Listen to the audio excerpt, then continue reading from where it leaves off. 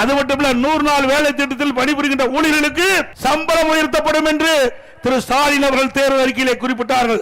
சம்பளத்தை உயர்த்தினாங்களாமா? சம்பளத்தை உயர்த்தாட்டியும் பரவாயில்ல, அந்த 100 நாள் வேலை திட்டத்தை கூட முழுமையாக அந்த மக்களுக்கு கொடுக்காத அரசு அதிமுக அரசாங்கம். ஆனால் அதிமுக அரசு வந்த பிறகு 125 நாட்களை 150 உயர்த்தப்படும். அவர்களுக்கு ஊதியம் உயர்த்தி வழங்கப்படும். தடையில்லாமல் அவர்களுக்கு பணி வழங்கப்படும்.